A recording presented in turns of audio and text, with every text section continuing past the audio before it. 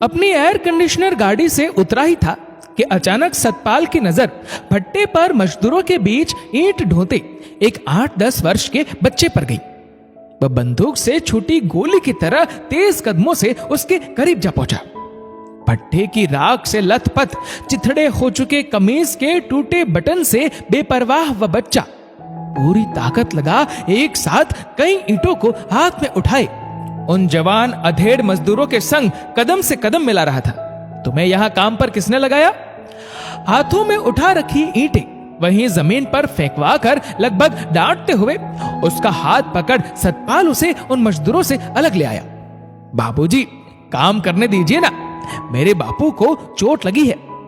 बच्चा अपना काम छूटता देख सतपाल से विनती करने लगा। चोट कैसे लगी तेरे बापू को? सतपाल ने बच्चे का हाथ छोड़ दिया।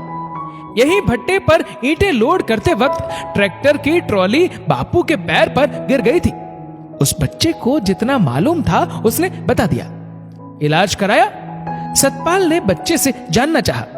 नहीं, पैर की हड्डी टूट गई है, काम पर नहीं आ पाते, पैसे भी नहीं है। यहां काम पर तुझे तेरी मां ने भेजा है। बच्चे की उम्र और इस कठिन काम को देखते हुए उसे काम पर भेजने वाले और काम पर रखने वाले दोनों पर सतपाल को गुस्सा आ रहा था। नहीं, मां ने तो मुझे स्कूल भेजा था, फिर तुम यहां क्यों चले आए? स्कूल में मुझे तो खिचड़ी मिल जाती है, लेकिन मां बापू भूखे रह जाते हैं। यहां से मजदूरी लेकर जाऊंगा तो किसी ईंट भट्टे की मजदूरी से अपनी जिंदगी की शुरुआत कर इस भट्टे का मालिक बनने तक का सफर तय कर चुके सतपाल के दिल में उस बच्चे के मासूम शब्द कील की तरह चुभ गए। उसने बच्चे की बात बीच में ही काट उसकी कमीज पर जमी भट्टे की राख को अपने हाथों से झाड़ते हुए पूछा, पढ़ाई में मन लगता है? हाँ, हमेशा स्कूल में मास्टर जी मुझे ही मॉनिटर बना पूरी स्कूल के सामने गिनती पहाड़ा दोहराने को कहते हैं। बच्चा अपनी आंखों संग चेहरे को पोंछते हुए मुस्कुराया। अच्छा, तुझे पहाड़ा आता है? हाँ, पूरे 20 तक। बच्चे का आत्मविश्वास देखने लायक था। पक्का? एकदम सही सही लिखकर दिखाएगा? इतना सुनते ही वह होनहार बालक वहीं पड़ी एक सूखी लकड़ी को अपनी कलम बना और धरती को खाली पन्ना समझ 20 तक के पहाड़े की सूची तैयार करने में जुट गया। लगभग 20 मिनट बीते होंगे और 20 तक के पहाड़े की सूची तैयार थी, बिना किसी गलती और भूल चूक के। बच्चे की मुस्कान बता रही थी कि उसने किला फतह किया है। शाबाश, अब तुम घर जाओ। सतपाल ने बच्चे के माथे पर स्नेह से अपना हाथ फिराया। नहीं, अभी काम बाकी है, शाम को मजदूरी लेकर जाऊंगा। बच्चे ने भट्टे की ओर उम्मीद भरी निगाहों से देखा। तुमने तो अपना काम पूरा कर दिया, वह भी पूरे 20 दिनों का। अपने हाथों जमीन पर लिखी पहाड़ी की सूची की ओर देख बच्चा मुस्कुराया और बच्चे के साथ साथ सतपाल भी। अच्छा, समझ गया, लेकिन इसके लिए तो मुझे मजदूरी नहीं मिलेगी ना?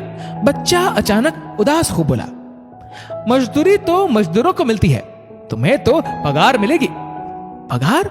उसके लिए यह शब्द बिल्कुल नया था। हाँ, पगार। पढ़ने लिखने वाले मजदूरी नहीं करते, वह अपने लायक काम करते हैं, जैसा कि आज तुमने किया। सतपाल को एहसास हो गया था कि आखिर उसके भट्टे पर काम करते हुए ही तो उस बच्चे के पिता घायल हुए, और यही वजह रही होगी कि स्कूल जाने की उम्र में वह मजदूर बनने को मजबूर हुआ। आप सच कह रहे हैं। भट्टे की राख से मलिन हुआ चेहरा ताजे गुलाब सा खिल उठा।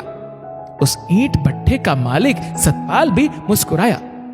मुंशी जी, पूरे 20 दिन के पगार के साथ इसे इसके घर पहुंचाइए और इसके पिता के इलाज का इंतजाम करवाइए।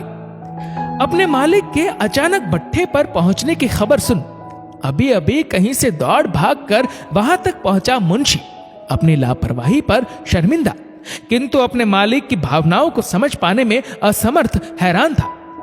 अपनी पगार लेते उस बच्चे की मुस्कान दुगनी से चौगुनी हो गई जब सतपाल ने मुस्कुराते हुए उसे टोका, 40 तक का पहाड़ा याद कर 20 दिन बाद फिर से काम पर आ जाना।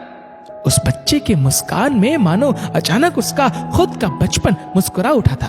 दोस्तों, इस वीडियो को लेकर आपकी क्या राय है नीचे कमेंट करके जरूर बताएगा। और अगर आपको वीडियो अच्छा लगा हो तो इस वीडियो को लाइक करेगा, शेयर करेगा ज्यादा से ज्यादा लोगों तक। और ऐसे ही और भी इंस्पिरेशनल वीडियोस के लिए सब्सक्राइब करें हमारे यूट्यूब चैनल को और फेसबुक पर फॉलो करें हमारे पेज को। धन्यवाद।